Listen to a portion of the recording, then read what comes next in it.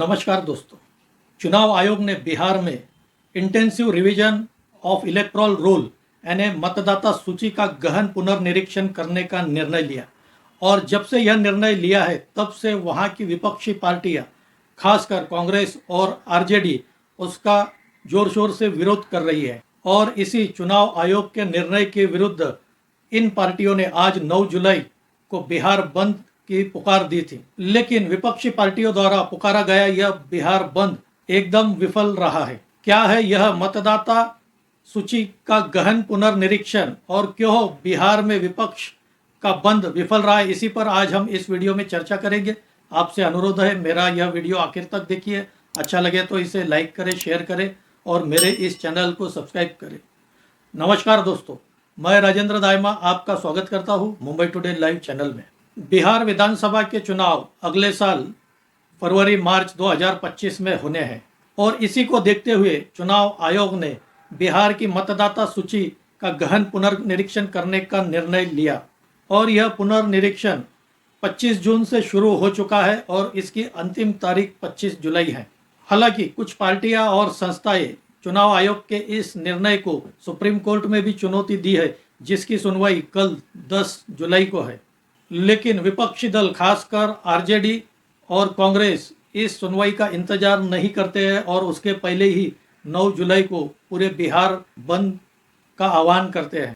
हालांकि यह मतदाता सूची का गहन पुनर्निरीक्षण यह कोई पहली बार नहीं हो रहा है। 1952 से लेकर 2003 तक यह 13 बार मतदाता सूची का पुनर्निरीक्षण हो चुका है। Intensive revision of electoral roll यह पिछली बार 2003 में हुआ था, जब केंद्र में भाजपा की सरकार थी और प्रधानमंत्री अटल बिहारी वाजपेयी थे। लेकिन पिछले 22 वर्षों से यह हुआ नहीं है। पिछले साल महाराष्ट्र में लोकसभा और उसके 4-5 महीने बाद विधानसभा के चुनाव हुए। विधानसभा के चुनाव के बाद विपक्ष के नेता राहुल गांधी ने चुनाव आयोग पर मतदाता सूची में गड़बड़ी और धांधली के आरोप लगाए थे। उनका कहना था कि मतदाता सूची में विशेषकर महाराष्ट्र में बड़ी संख्या में बोगस वोटर जोड़े गए और इसी के बाद चुनाव आयोग निर्णय लेता है कि पहले बिहार में मतदाता सूची का गहन पुनर्निरीक्षण किया जाएगा और इसके बाद पूरे देश में यह किया जाएगा। यह एक तरफ से मतदाता सूची का शुद्धिकरण है, लेकिन विपक्ष इसके टाइमिंग को लेकर प्रश्न उपस्थित कर रहा है। उनका कहना है यह लोकसभा चुनाव के पहले या महाराष्ट्र चुनाव के पहले क्यों नहीं कराया गया। उनका प्रश्न है यह बिहार के चुनाव के वक्त ही क्यों कराया जा रहा है। हालांकि देश में हर साल कहीं ना कहीं चुनाव होते रहते हैं और इसका स्पष्टीकरण तो चुनाव आयोग ही दे सकता है कि 2003 से लेकर आज तक 2025 तक यह क्यों नहीं कराया गया। हालांकि 2004 से लेकर 2014 तक केंद्र में कांग्रेस की सरकार रही, जिसके प्रधानमंत्री डॉक्टर मनमोहन सिंह थे और 2014 में जब से प्रधानमंत्री नरेंद्र मोदी बने हैं तब से आज तक यह कराया नहीं गया है। लेकिन इस बार चुनाव आयोग ने यह मतदाता सूची का गहन पुनर्निरीक्षण करने का निर्णय लिया है। कांग्रेस पार्टी और आरजेडी खासकर राहुल गांधी और तेजस्वी यादव इसका विरोध कर रहे हैं और इसी चुनाव आयोग के निर्णय के खिलाफ उन्होंने 9 तारीख आज पूरे बिहार बंद का आह्वान किया। इस बंद के दौरान सुबह के समय पटना और हाजीपुर में ट्रेन रोकने की कोशिश की गई, लेकिन बाद में प्रशासन ने ट्रेन रूट को क्लियर कर दिया। बंद के दौरान कई जिलों में रैलियां निकाली गई। इन रैलियों में शामिल हुए लोगों से जब पूछा गया कि वो किस कारण से इस रैली में शामिल हुए तो वे कुछ भी कह नहीं सके। कई लोगों को तो intensive revision of electoral roll यानी मतदाता सूची का गहन पुनर्निरीक्षण क्या है इसका जवाब भी वे दे नहीं सके। इन रैलियों में ऐसे भी कई युवा शामिल हुए जिनके नाम मतदाता सूची में तक नहीं है और वे 18 वर्ष से कम उम्र के हैं। ऐसे भी युवा इस रैलियों में पाए गए। लेकिन यही लोग इन रैलियों में जोर शोर से चुनाव आयोग और केंद्र सरकार के खिलाफ नारे लगा रहे थे। कई जगहों पर टायरों को जलाकर हाईवे रोकने की कोशिश की गई। पुलिस और प्रशासन ने बाद में सभी रास्ते क्लियर करा दिए। कुछ जगहों पर तो 10-20 कार्यकर्ता जमा होकर चुनाव आयोग और केंद्र सरकार के खिलाफ नारे दे रहे थे और आगजनी कर रहे थे। आरजेडी नेता तेजस्वी यादव इस दौरान अपने बयान में कहते हैं कि चुनाव आयोग भाजपा की केंद्र सरकार का प्रकोष्ठ बन चुका है। क्या गुजरात के 2 लोग बिहार में यह तय करेंगे कि किसे वोट देना है और कौन वोट नहीं देगा। वे चुनाव आयोग के इस निर्णय को गैर संवैधानिक बताते हैं। पटना में सुबह 10:30 बजे एक मार्च का आयोजन किया गया, जिसकी अगुवाई विपक्ष के नेता राहुल गांधी ने की। पटना के आईटी गोलंबर से यह मार्च निकाला गया और चुनाव आयोग के कार्यालय सचिवालय तक यह पहुंचा। इस मार्च में विपक्ष के नेता राहुल गांधी, आरजेडी के नेता तेजस्वी यादव, कन्हैया कुमार और वीआईपी पार्टी सहित कई विपक्षी नेताओं में शामिल हुए। सुरक्षा कारणों की वजह से इस मार्च को पुलिस प्रशासन ने चुनाव आयोग के कार्यालय के 50 मीटर पहले ही रोक दिया था और इसी जगह पर राहुल गांधी और तेजस्वी यादव जनता को संबोधित करते हैं। राहुल गांधी इस रैली में संबोधित करते हुए अपने हाथ में संविधान की लाल किताब लेते हुए कहते हैं कि चुनाव आयोग का काम संविधान की रक्षा करना है। उनका कहना है चुनाव आयोग बिहार में केंद्र सरकार की कठपुतली बन चुका है। चुनाव आयोग बिहार में वोटों की चोरी कर रहा है। राहुल गांधी अपने संबोधन में महाराष्ट्र चुनाव का भी जिक्र करते हैं। उनका कहना है चुनाव आयोग ने महाराष्ट्र का चुनाव चोरी किया है। महाराष्ट्र के लोकसभा चुनाव में इंडी गठबंधन को अच्छी सफलता मिलती है, लेकिन 5 महीने बाद हुए विधानसभा के चुनाव में एनडीए भाजपा गठबंधन को भारी सफलता मिलती है। महाराष्ट्र विधानसभा के 288 सीटों में से भाजपा गठबंधन 233 सीटें जीतने में कामयाब होता है और इसी जीत को लेकर राहुल गांधी ने चुनाव आयोग पर कई आरोप लगाए।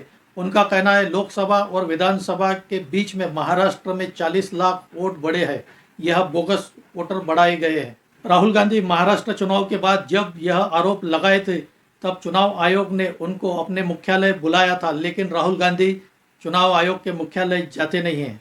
लेकिन ऐसी भी खबरें आ रही है कि अब दोपहर के बाद पूरे बिहार में व्यावसायिक प्रतिष्ठान और दुकानें खुल गई। इससे यह पता चलता है कि क्या राहुल गांधी और तेजस्वी यादव ने जो बंद पुकारा उसे जनता का समर्थन मिला। हालांकि स्कूल कॉलेज जैसी शिक्षण संस्थाओं के प्रशासन ने स्वतः इस बंद का संज्ञान लेते हुए स्कूल कॉलेज पूरे बिहार में बंद रखे। दूसरी ओर आज ही के दिन देश की 10 ट्रेड यूनियन ने अपनी मांगों को लेकर भारत बंद की पुकार दी थी। इस बंद में देश के करीब 22 करोड़ कर्मचारी शामिल हुए थे। बिहार में भी इसी वजह से कई जगह ट्रेड यूनियंस ने भी अपना बंद पुकारा और मोर्चा निकाला था। हालांकि बिहार के चुनाव आयोग के रिपोर्ट अनुसार मतदाता सूची गहन पुनर्निरीक्षण का काम यह 46% हो चुका है। बिहार में यह काम बड़ी तेजी से किया जा रहा है। बचे हुए लोगों का पुनर्निरीक्षण की अंतिम तारीख 25 जुलाई है और ऐसा अनुमान लगाया जा रहा है कि 25 जुलाई तक यह काम पूरा कर लिया जाएगा। चुनाव आयोग ने पिछली बार जब 2003 में यह गहन पुनर्निरीक्षण हुआ था उसे कट ऑफ डेट माना है और इसके बाद 2003 के बाद जो नए वोटर जोड़े गए उनकी एक प्रकार से स्क्रूटनी होनी है। मतदाता गहन पुनर्निरीक्षण के लिए चुनाव आयोग ने 11 प्रमाण पत्रों की सूची जारी की है, लेकिन इसमें आधार कार्ड शामिल नहीं है और इसी को विपक्षी दल मुद्दा बना रहे हैं। चुनाव आयोग ने आधार कार्ड को भारतीय नागरिकता का प्रमाण पत्र मानने से इनकार कर दिया है। चुनाव आयोग का कहना है कि देश में कई फर्जी आधार कार्ड बनाए गए हैं, खासकर सीमावर्ती राज्यों में ये बड़ी आसानी से बनाए जाते हैं। सुप्रीम कोर्ट ने भी आधार कार्ड को भारतीय नागरिकता का प्रमाण पत्र मानने से इनकार कर दिया है। ऐसा कहा जाता है पिछले 25-30 वर्षों में बिहार में बड़ी संख्या में घुसपैठ हुए हैं और कई बांग्लादेशी और रोहिंग्या बिहार में घुसपैठ कर चुके हैं। इन्हीं को चिन्हित कर वोटर लिस्ट से कट करने का काम चुनाव आयोग कर रहा है, लेकिन कांग्रेस और आरजेडी को लगता है इस चुनाव आयोग के निर्णय की वजह से उनके वोटर कट जाएंगे। हालांकि चुनाव आयोग ने इस प्रक्रिया को करने के लिए ऑनलाइन की भी व्यवस्था की है। यहाँ यह प्रश्न उठता है कि विपक्ष को इस मतदाता सूची के गहन पुनर्निरीक्षण से डर क्यों लग रहा है। एक तरफ तो विपक्ष ही चुनाव आयोग पर गड़बड़ी के आरोप करता है और जब चुनाव आयोग मतदाता सूची का गहन पुनर्निरीक्षण करने का निर्णय लेता है तो विपक्ष ही चुनाव आयोग के इस निर्णय का विरोध करता है। क्या विपक्षी दल को बिहार में अपनी हार सामने नजर आ रही है और इसी बहाने वे चुनाव आयोग पर इसका ठिकरा फोड़ना चाहते हैं? क्या बंद पुकारने से आम जनता पार्टियों को साथ देती है?